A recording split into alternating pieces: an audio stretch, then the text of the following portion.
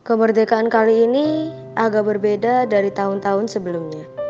Kita semua tidak boleh bertemu sahabat, mengadakan lomba 17-an. Diam di rumah menjadi alasan kita untuk memutuskan rantai virus corona. Namun, diam di rumah bukan berarti kita tidak boleh memeriahkan hari kemerdekaan ini. Karena zaman sudah berkembang, kita bisa memeriahkan hari kemerdekaan ini melalui daring. Seperti yang kami lakukan saat ini. Buat video bertemakan kemerdekaan.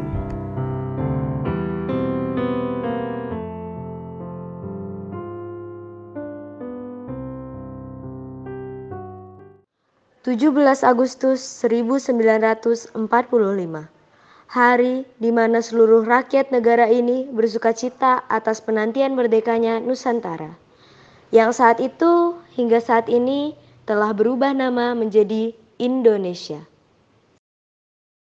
Indonesia, 3,5 abad telah dijajah dan akhirnya merdeka pada tahun 1945. Di balik kemerdekaannya negara ini, terdapat banyak sekali sejarah yang sangat berharga. Sejarah inilah yang membuat kita saat ini, masyarakat Indonesia, tengah bersukacita dan bergembira dalam kemerdekaan Indonesia. Kita sebagai generasi milenial seharusnya mengenal dan mengetahui lebih jauh bagaimana di balik kemerdekaan Indonesia. Masa penjajahan Indonesia tidak langsung dimulai ketika orang-orang Belanda pertama kali datang ke Indonesia. Sebaliknya, proses penjajahan merupakan proses ekspansi politik. Pada abad ke-18, Belanda memantapkan dirinya sebagai kekuatan ekonomi dan kekuatan politik di Pulau Jawa setelah runtuhnya Kesultanan Mataram. Belanda datang ke Indonesia saat itu bukanlah tanpa sebab. Indonesia sangat kaya akan rempah-rempah dan hasil alamnya, sehingga penjajah pun tertarik untuk menguasai negeri ini. Pada tahun 1803 silam, Belanda datang dan menyerang Sumatera Barat. Peperangan ini dipimpin oleh Tuanku Imam Bonjol. Peperangan berlanjut di Pulau Maluku dan di Pulau Jawa. Pada akhir tahun 1941, Jepang mulai penaklukan Asia Tenggara. Jepang berhasil menduduki Hindia Belanda pada Maret 1942 dan berhasil merebut Indonesia dari kolonial Belanda. Saat itu, bangsa Indonesia menyambut kedatangan Jepang dengan sangat senang dan gembira karena berpikir Jepang telah membebaskan Indonesia dari penjajahan Belanda. Lama-kelamaan, sikap asli penjajah Jepang yang busuk pun mulai terkuak. Mereka memperlakukan Indonesia dengan sangat keji saat itu. Mereka memaksa orang-orang pribumi Indonesia untuk bekerja keras tanpa diberi upah sedikit pun. Jika ada yang menolak, mereka tidak segan-segan untuk menghukum mati. Ini disebut dengan Romusa. Banyak pekerja Romusa dengan kondisi menyedihkan, bahkan banyak pula yang jatuh korban jiwa saat itu. Rakyat Indonesia mulai tak tahan dengan perlakuan Jepang yang semakin lama semakin keji. Mereka meminta kemerdekaan, dan Jepang menjanjikan kemerdekaan mereka saat itu dengan membentuk BPUPKI yang diketuai oleh Rajiman Weddiodiningrat. Badan ini dibentuk untuk mempersiapkan hal-hal penting mengenai pemerintahan Indonesia merdeka.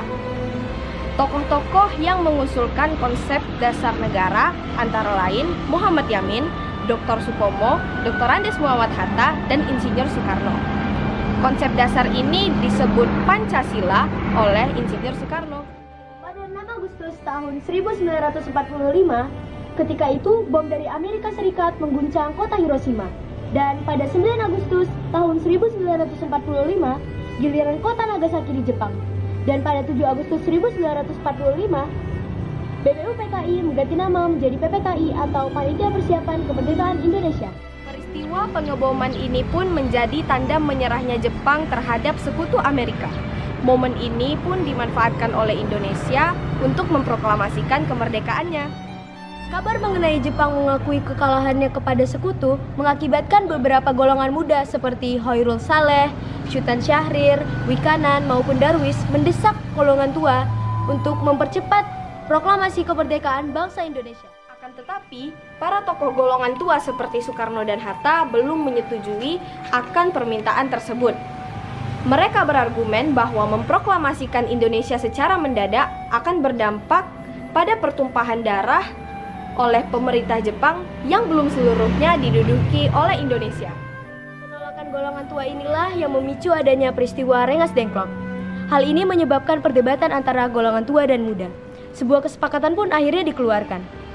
Pada peristiwa ini, sebagian golongan muda mengirim Soekarno dan Hatta ke daerah Rengas Dengklok. Tujuan mereka adalah untuk mengamankan Soekarno dan Hatta dari pengaruh pemerintah Jepang. Perumusan teks proklamasi pada tanggal 16 Agustus 1945 yang dihadiri oleh seluruh pengurus PPKI termasuk Soekarno dan Hatta pun dilaksanakan. Adanya peristiwa Rengas Dengklok membuat Soekarno dan Hatta tergerak untuk segera memproklamasikan kemerdekaan Indonesia secepatnya.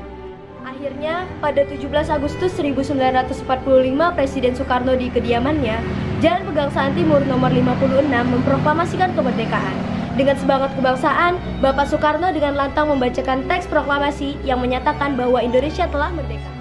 Untuk membuat negeri ini menjadi lebih baik, kita sebagai kaum milenial sudah seharusnya memahami sejarah dan melanjutkan peran-peran pahlawan Indonesia yang telah gugur demi kemerdekaan negara ini.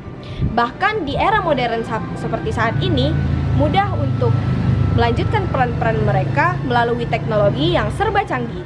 34 provinsi, 17.508 pulau, 5.180.053 km, 1.340 suku, 5 agama.